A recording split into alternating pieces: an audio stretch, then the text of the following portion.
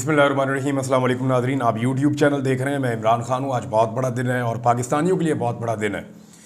आज chief justice of Pakistan कादी फ़ाइज़ ईसा साहब retire हो रहे हैं।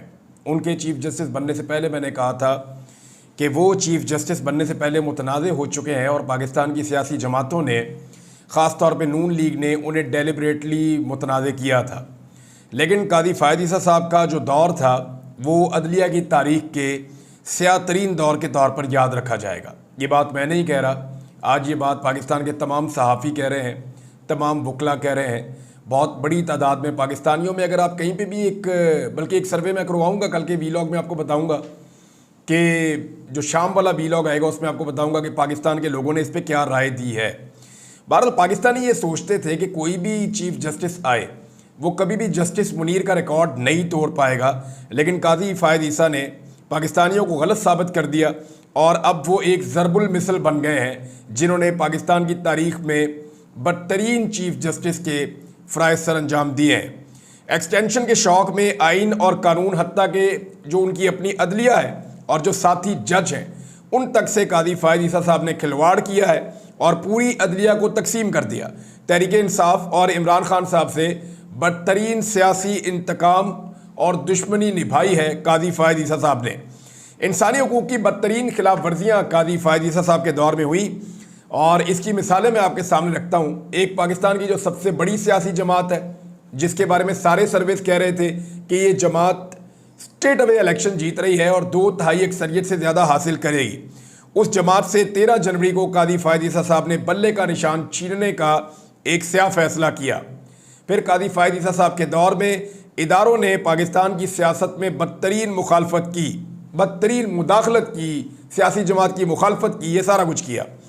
तारीख़ के मुतनाज़ तरीन इंतखाबात जो हुए हैं वो कादी फ़ाइज़ ईसा साहब के दौर में हुए। यानी कादी फ़ाइज़ ईसा साहब के दौर में जो इंतखाबात हुए, ऐसे पाकिस्तान की तारीख़ में पहले कभी नहीं हुए।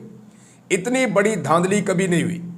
यानी जो पाकिस्तान टूट गया था जब 1971 में, तो उन इलेक्शन में भी धांधली ऐसे नहीं हुई थी जैसी धांधली इमरान खान के खिलाफ की गई। बदतरीन धांधली थी, पूरे के पूरे नताइज बदल दिए गए। अवाम ने मैंडेट किसी और को दिया था, हुकूमत किसी और को दे दी गई और ये सारा कुछ कादी फ़ाइज़ ईसा साहब के दौर में हुआ। यानी ये जितना भी 45-47 वाला खेल था, ये कादी साहब के दौर में हुआ। चादर और चार दीवारी का तकद्दुस ख़ुसूसन पंजाब में, सिंध में, इस्लामाबाद में तारीख़ी नौइयत का ये हुआ है। यानी लोगों के बेडरूमों तक जो है वो सिक्योरिटी फोर्सेस के लोग घुसे, लोगों के घरों को और कीमती सामान को तोड़ा गया। ये सारा कुछ कादी फ़ाइज़ ईसा साहब के दौर में हुआ।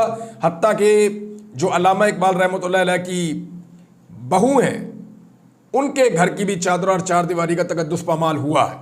और इसके अलावा साबिक़ वज़ीर-ए-आज़म इमरान खान साहब के घर की भी चादर और चार दीवारी का तकद्दुस पामाल किया गया और बेशुमार सैकड़ों मिसालें हैं। ख़वातीन की तारीख़ी बेहुरमती हुई कादी साहब के दौर में। बहुत सारी ख़वातीन को गिरफ़्तार किया गया, तशद्दुद किया गया, सड़कों पर घसीटा गया, आंसू गैस का निशाना बनाया गया और ये सब कुछ ख़वातीन अभी भी हिरासत में है। यानी आप मिसाल ले लें, बुशरा बीबी जो है वो एक दिन पहले रिहा हुई। मैं बताता हूँ उनके बारे में कुछ तफ़सीलात आपको। अभी भी यास्मीन राशिद साहिबा जेल में है। इमरान खान साहब की 2 बहनें जाली मुकदमे के अंदर जेल में। वीडियो मौजूद है कि एक उधर खड़ी है, एक उधर खड़ी है और 2 लोग खड़े हों तो आप दफ़ा 144 का नफाज ही नहीं कर सकते। लेकिन इसके बावजूद उन्हें पकड़ा गया और वीडियो मौजूद होने के बावजूद उन पर पता नहीं कैसे कैसे मुकदमे बना दिए गए, उन्हें दहशतगर्द डिक्लेयर कर दिया गया। और बहुत सारी और ख़वातीन भी हैं। मुसर्रत जमशेद चीमा साहिबा, मेरी जमशेद इकबाल चीमा साहब से बात हुई, वो कह रहे जी ना उनको दवाइयाँ देने देते हैं, ना उन्हें खाना देने देते हैं, ना उनके बच्चों से और फैमिली से मुलाकात करने देते हैं और उनको इबरत का निशान बनाया जा रहा है। जुल्म और फस्तायत है ना कि ये दोनों मियाँ बीवी क्यों इमरान खान के साथ खड़े हैं।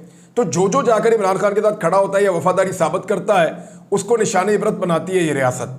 तो इसी तरह मुसर्रत जमशेद इकबाल चीमा साहिबा जो है, उनके साथ भी उनको तकलीफ में रखा हुआ है, वो भी जेल में बंद है।